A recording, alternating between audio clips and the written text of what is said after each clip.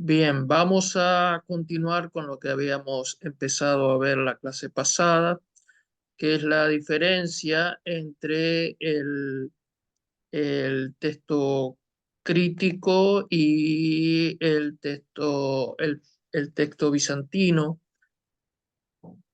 el texto mayoritario, de donde sale el Textus Receptus, que era el que tenía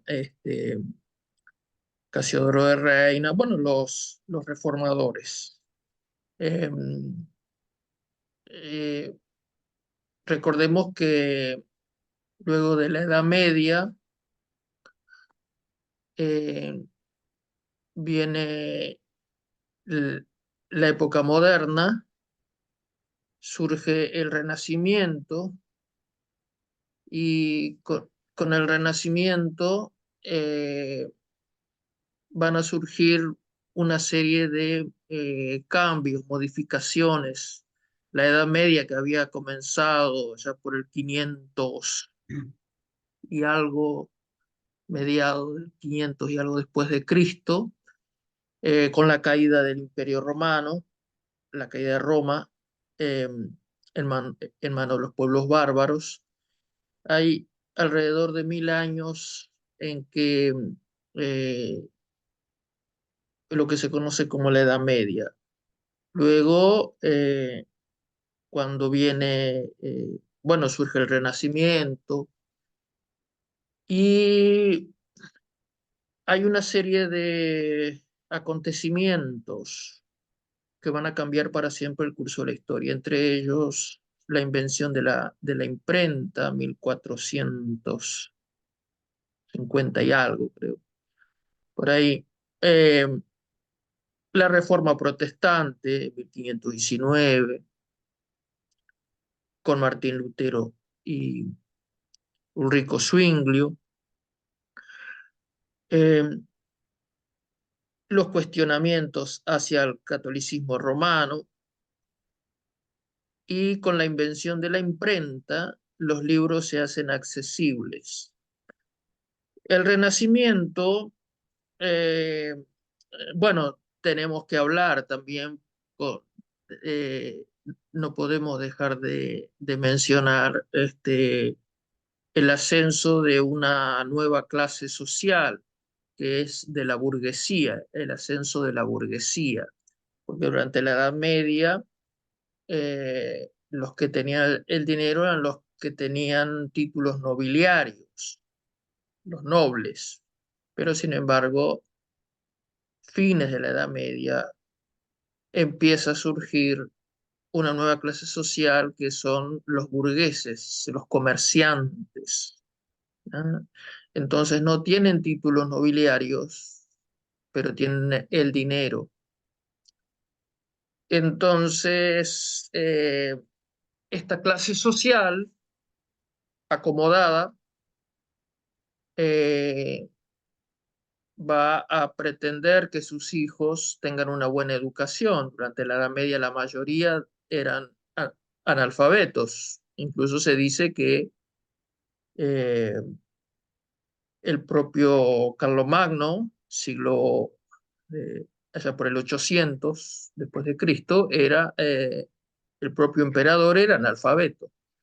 Entonces, van a querer que sus hijos estudien, surgen fines de la Edad Media las universidades, y va a haber un gusto por volver a los idiomas clásicos, eh, el griego, el latín, eh, de ahí el nombre Renacimiento, porque renace eh, todo ese esplendor de la Grecia clásica eh, y de los latinos, la, la literatura, la escultura, la pintura, eh, y, pero lo que nos interesa a nosotros es el, el interés por los idiomas clásicos.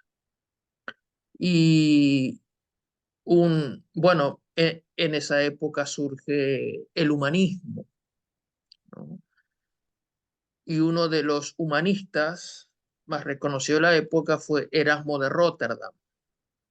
Erasmo de Rotterdam era un humanista que se dedicó a recopilar manuscritos bíblicos, y con esos manuscritos él publicó, ya por 1500 y algo, no recuerdo bien la fecha ahora, publicó eh,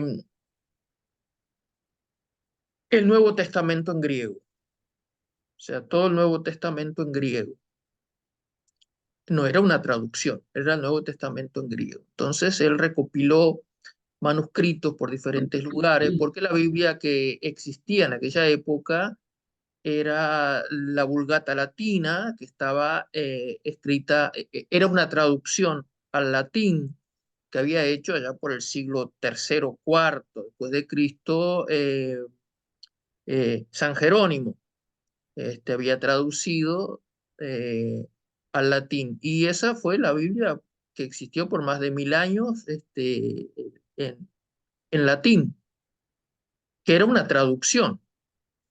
Entonces, Erasmo de Rotterdam recopiló eh, manuscritos y publicó su Nuevo Testamento en griego, que después fue conocido como el Textus Receptus o el, o el texto recibido, la traducción en español, el texto recibido. Él no le puso ese nombre, sino que después que él se había muerto, eh, pasó por diferentes revisiones eh, ese Nuevo Testamento, y en una de las revisiones a alguien se le ocurrió decir, bueno, este es el texto que hemos recibido, y ahí quedó el nombre Textus Receptus.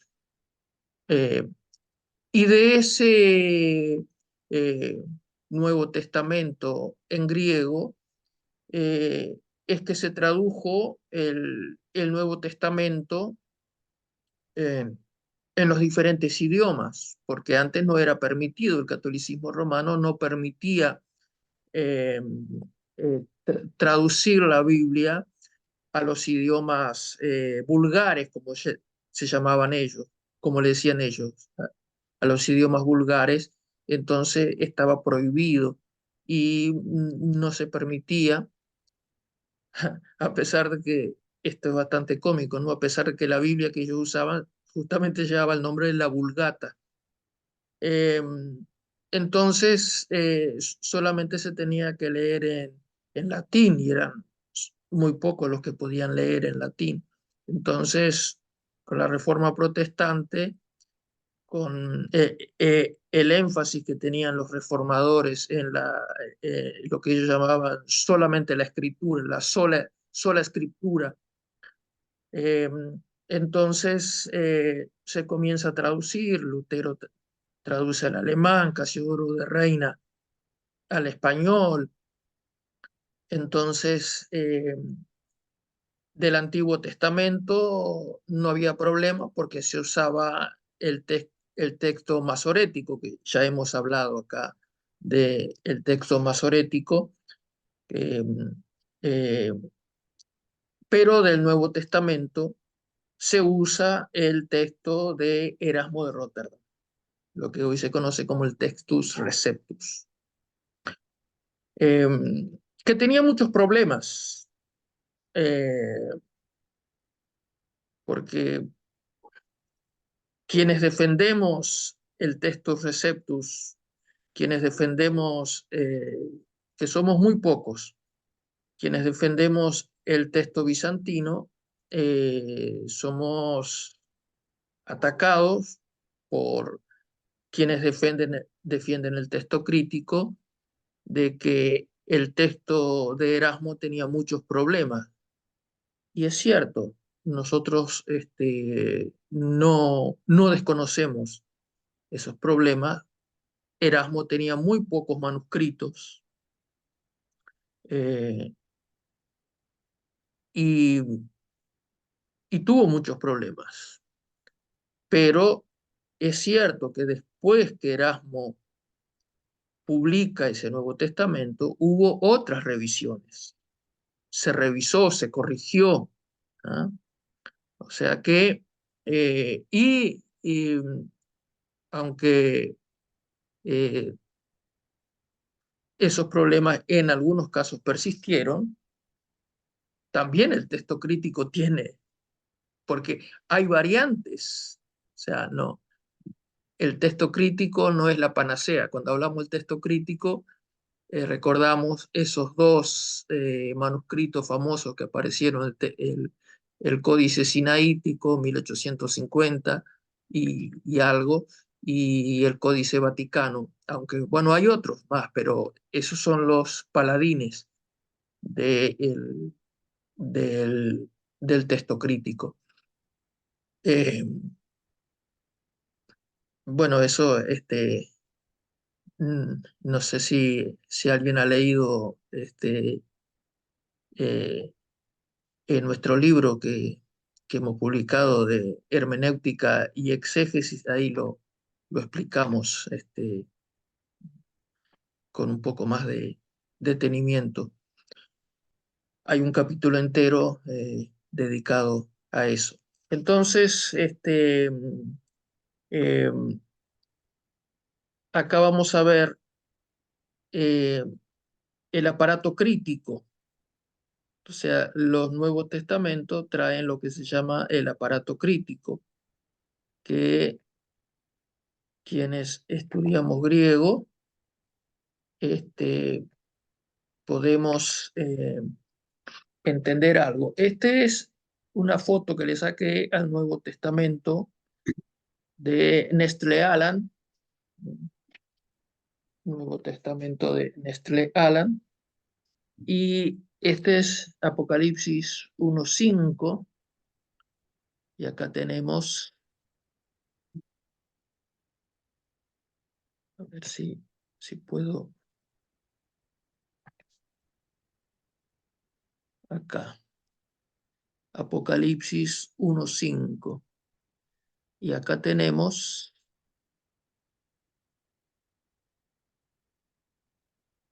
un participio aoristo, no, participio de presente. Entonces dice, el cual nos ama,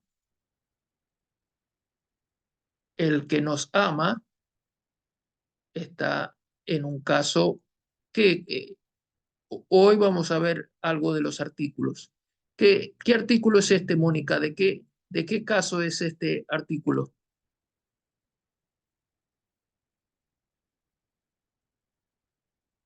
Nos damos cuenta por la iota suscrita. Tenemos una omega, to, No tenía prendido el micrófono. Es dativo. dativo. Ahí está, dativo. Ahí está, es un dativo. ¿Ah? Entonces, el que nos ama y nos ha lavado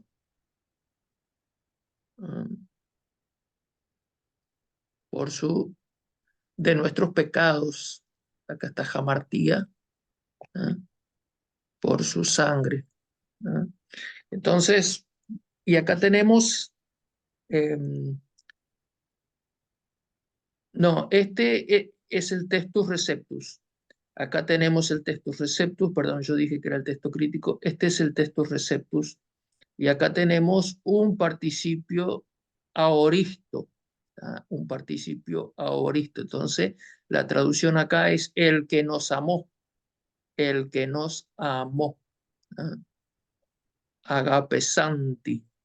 Si nos fijamos los paradigmas que vimos la clase pasada, nos damos cuenta que este es un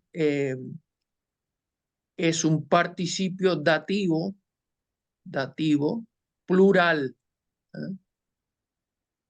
Dativo singular, ¿no? El que nos amó, singular.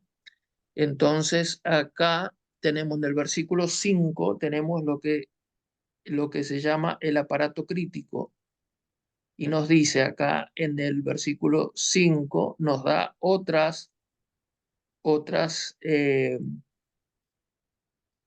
textos. Y entonces acá nos dice que hay otras variantes. Ahora, si vamos a el texto, vamos a ver si puedo salir de acá.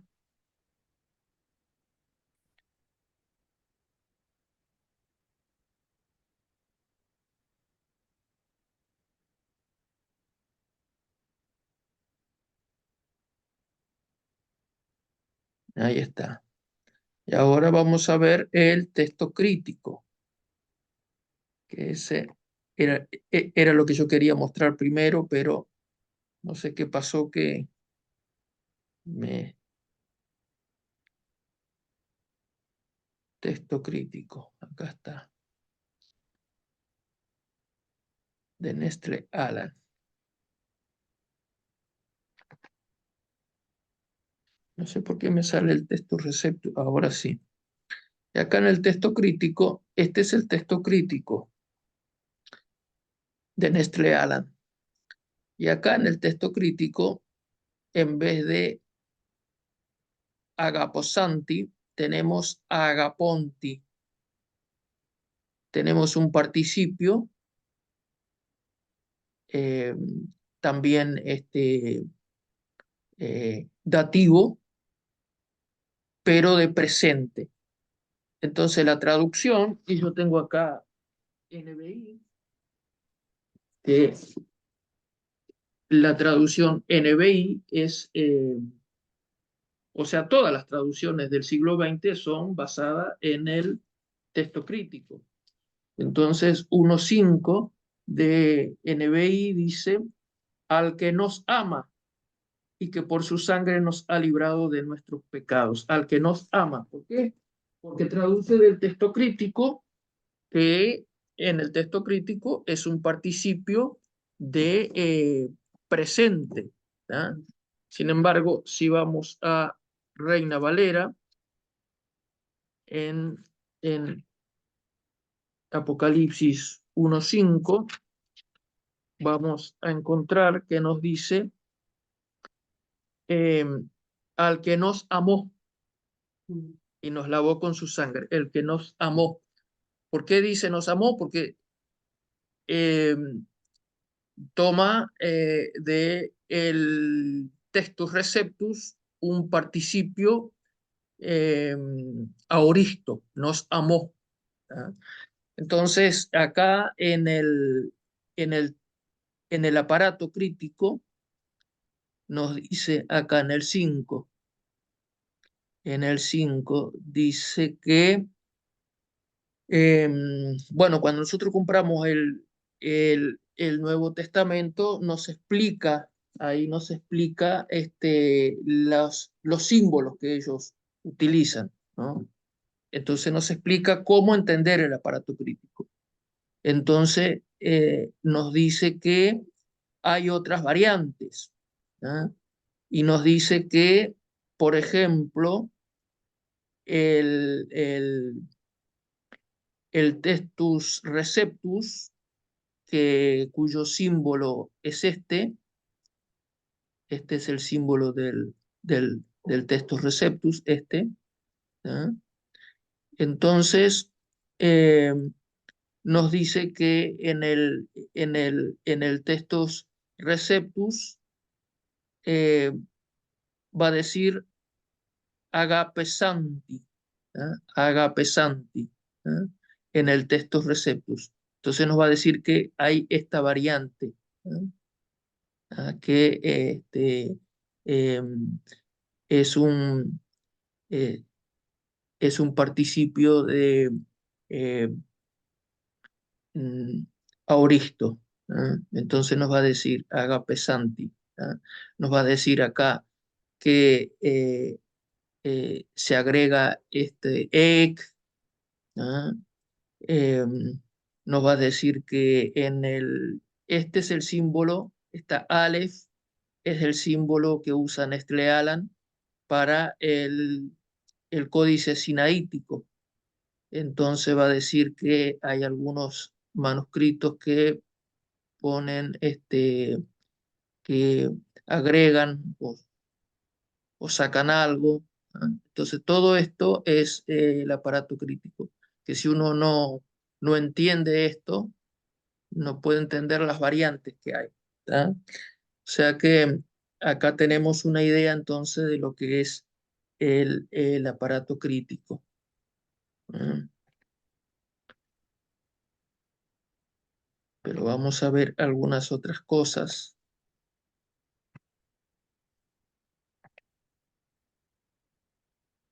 Y ahora vamos a ver algo muy útil también, que es cómo buscar en un diccionario.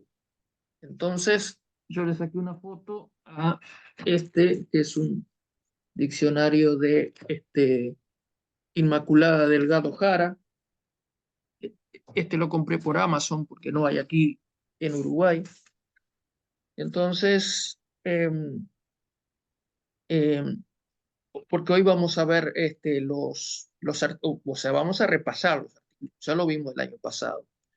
Entonces, por ejemplo, de un sustantivo, jará, jará, es un sustantivo. Entonces, acá tenemos jará. Vamos a agrandarlo acá para que se vea, para que se vea mejor.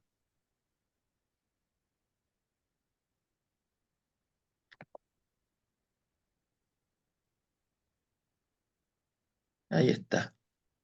Entonces acá tenemos jará.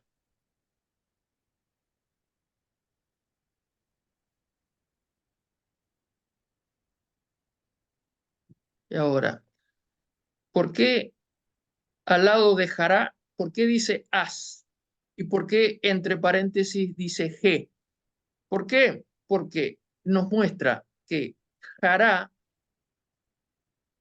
como es un sustantivo, nos muestra cuál es el genitivo. Y la terminación del genitivo es jarás. ¿Esto para qué?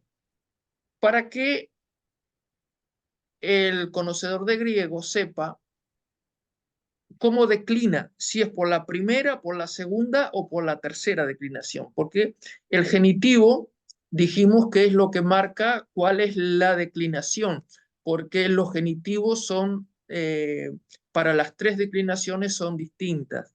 Entonces, me dice que es jará, jarás, o sea que el nominativo es jará, o sea, siempre los sustantivos aparecen en caso nominativo, o sea, la entrada en el diccionario es en caso nominativo. Y después nos dice que el genitivo es jarás. Así que si el genitivo es jarás, ¿de qué declinación es? ¿Primera, segunda o tercera, Mónica? De la primera. De la primera, muy bien. Y después tenemos entre paréntesis acá, tenemos este artículo, este es el artículo. ¿Y este artículo qué es? ¿Femenino, masculino o neutro?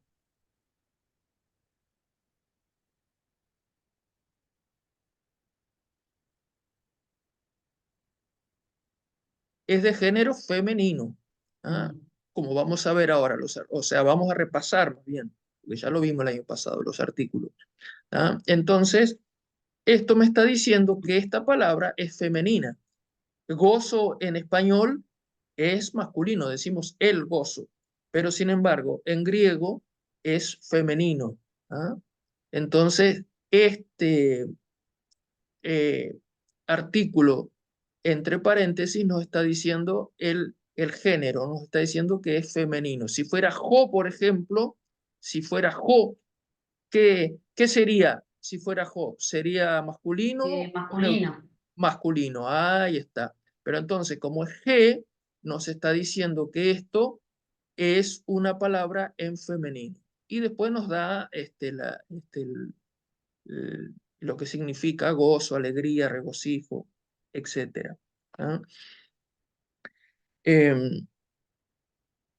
Después acá abajo tenemos otra, eh, jaragma, jaragma, ¿ah? Que quiere decir señal, marca. Entonces me dice que el genitivo es jaragmatos, o sea que esto nos está indicando que es de la tercera declinación. Y tiene entre paréntesis un artículo to, que nos está diciendo que es género neu.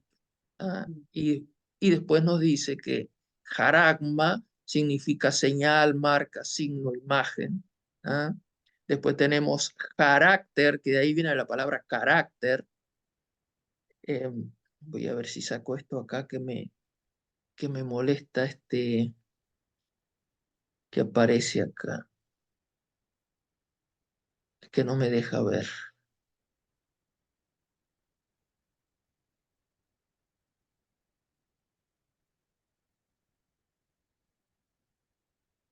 Dice carácter, de ahí viene la palabra carácter, y dice que el genitivo es caracteros, caracteros, caracteros, y me dice que el artículo es jo, o sea que con esto nos dice que es masculino y que significa impronta, marca, de ahí viene la palabra carácter. La impronta es, a ver si usamos esa palabra, ¿no? Tiene la impronta de tal cosa. La impronta es el sello, eh, o sea, la marca que queda del sello. Esa es la impronta. Eh, Nosotros decimos tiene el sello, pero en realidad lo que tiene es la impronta, porque el sello es el instrumento para que quede la impronta. O sea, la impronta es la marca, lo que queda, la marca. ¿Ah? Por eso carácter quiere decir también la impronta de la persona, la marca. O sea, tiene un carácter agresivo, tiene un carácter así, así. ¿Ah? Bien, eso es el carácter. Muy bien. Em, Vamos a ver ahora.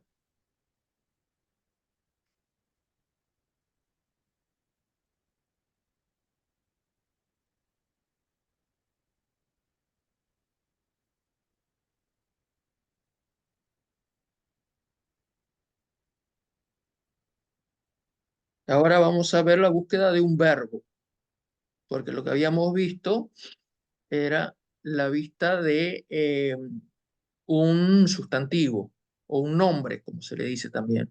Un nombre o un sustantivo. Vamos a borrar acá.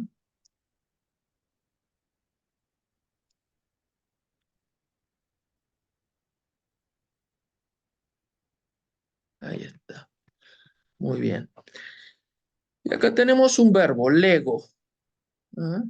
Verbo lego, que es hablar, decir. ¿Ah?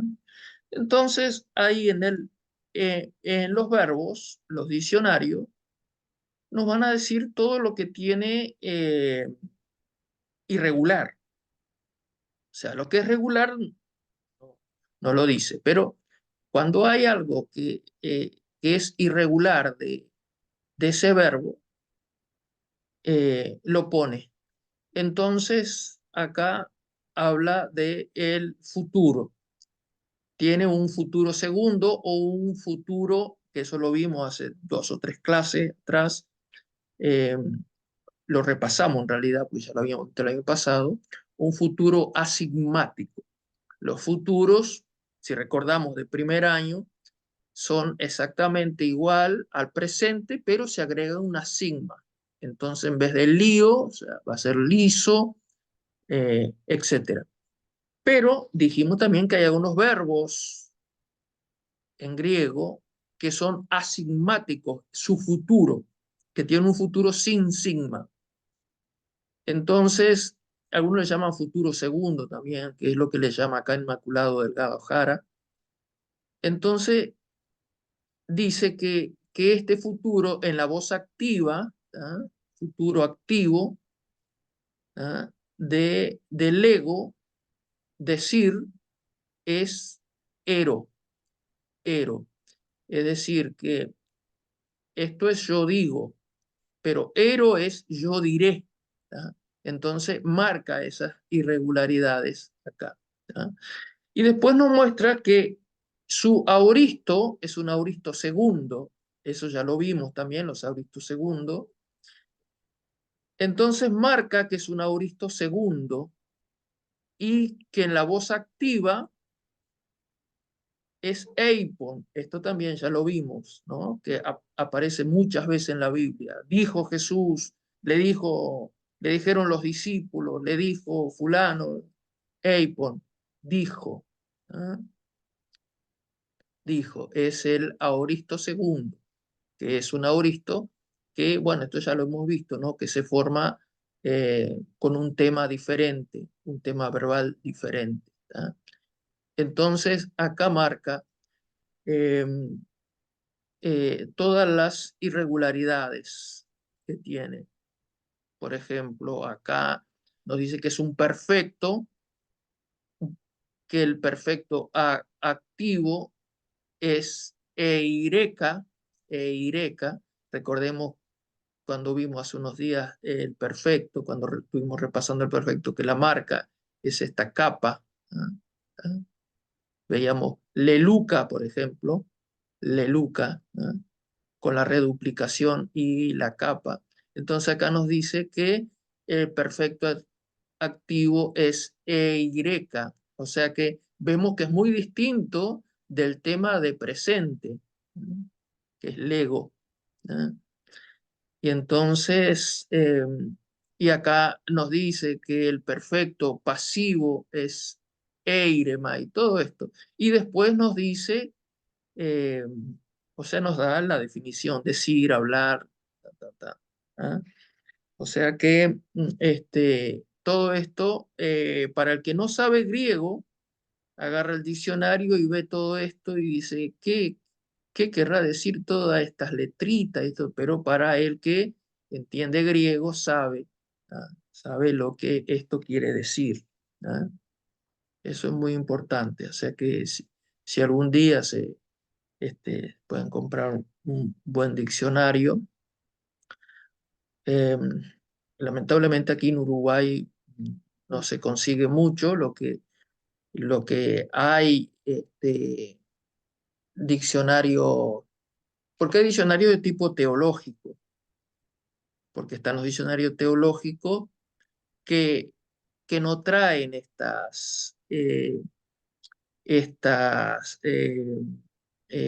¿cómo decir?, estos datos gramaticales. ¿Ah? Por ejemplo, un diccionario teológico va a decir, bueno, lego, es decir, y bueno, entonces va a decir todas las veces que dice en la Biblia, o sea, lo cual un estudiante de la Biblia tiene que tener los dos, ¿no? ¿Ah? Los dos. Y bueno, eso sí es más fácil conseguir acá, pero de este tipo de diccionario, yo al menos acá en Uruguay no he conseguido cristiano. Existe sí en las librerías seculares el Vox, eh, que, que igual sirve. Yo antes de comprarme usaba el Vox pero el box es eh, B-O-X. eh, el box es más bien para griego clásico, es el que nosotros usábamos en la Facultad de Humanidades cuando estudiábamos griego, pero era griego clásico, aunque bueno, sirve también para griego koiné porque sí, eh, es muy amplio y trae también de griego koiné, pero no es específico de griego koiné. Eso sí se puede conseguir acá en Uruguay. Eh, Muy bien. Entonces el estudiante de la Biblia tiene que tener los dos, ¿no? Eh, y bueno, ahora en todas estas herramientas nuevas que están viniendo, que algunas son gratis, otras hay que pagar, como por ejemplo, bueno, Logos Calogos es gratis, pero tampoco trae mucha cosa. Hay otro que es el Logos, no el Logos Calogos, otro que se llama Logos, que es muy completo, pero sale muy caro. ¿Ah? Sale muy caro. Lo que ellos venden es simplemente una contraseña. Uno compra una contraseña y eso se lo descarga a la computadora y creo que se puede compartir eh, con dos o tres personas más.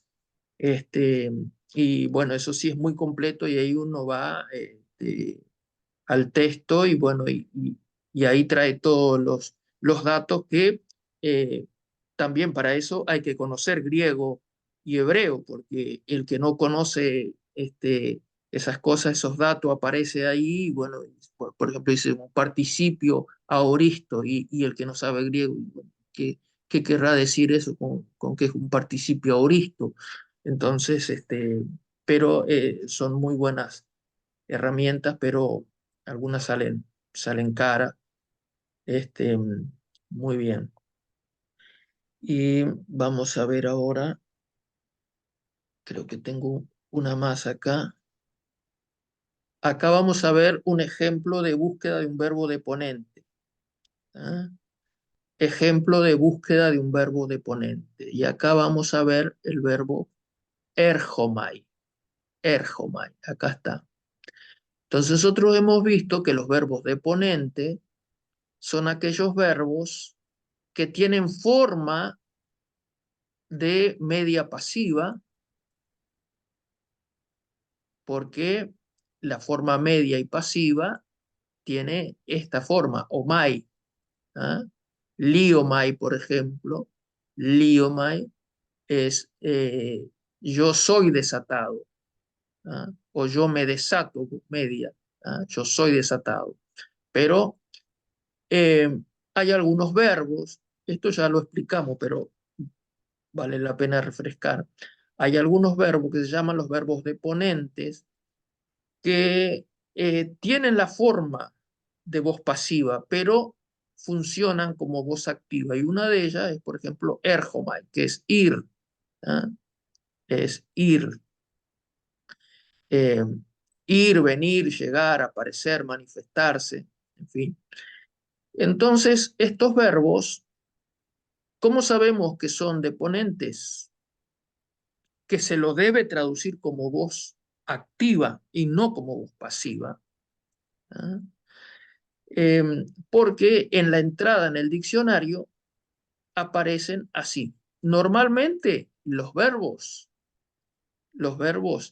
aparecen en la voz activa, como por ejemplo este. Acá hay un verbo en la voz activa, eh, erotao, erotao. ¿Ah? Termina en o, como lo que ya hemos visto. Elío, paideuo, ejo, en fin, termina en o, erotao. ¿Ah? O sea que este es un verbo, nosotros, eh, de la voz activa, preguntar, interrogar. ¿Ah? Ahora, ¿qué pasa? O sea, todos los verbos aparecen así, pero algunos verbos aparecen en esta forma, entonces tienen la forma de voz pasiva, pero se debe traducir como voz activa, por eso se les llama, son verbos deponentes. Entonces, acá entre paréntesis también nos dice que las características que tiene, ¿ah?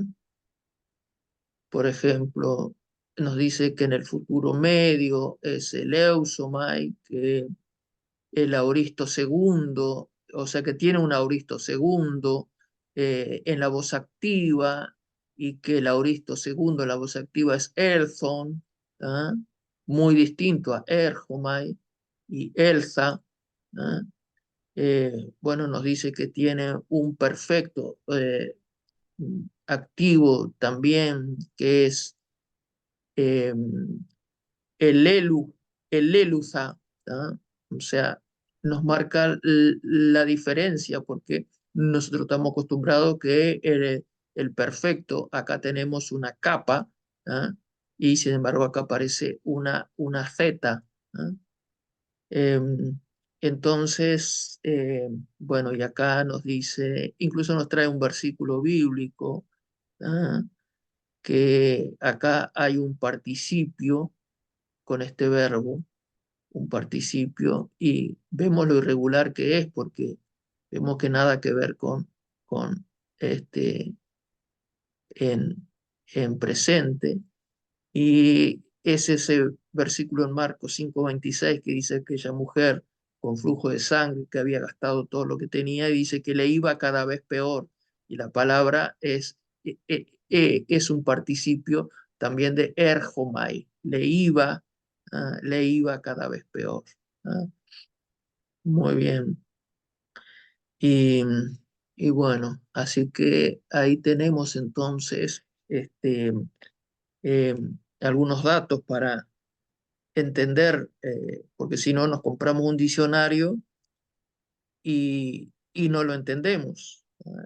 Entonces vemos y qué querrá decir esto. Entonces nos quedamos solo con el significado, pero perdemos toda esa otra riqueza de cosas de, que son útiles.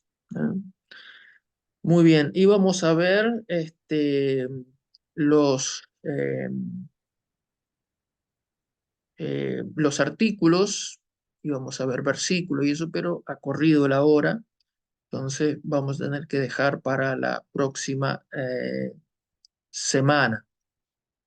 Así que, bueno, entonces oramos, Padre, damos gracias por esta clase, pedimos que bendigas la vida de Mónica, de su mamá, pon tu mano en la salud de ella, Padre, y en los demás hermanos que han de ver este video, Padre. Que tú les bendiga, bendiga a sus familias. En el nombre de Jesús. Amén. Así que Dios mediante, entonces, nos vemos la clase que viene. Bendiciones.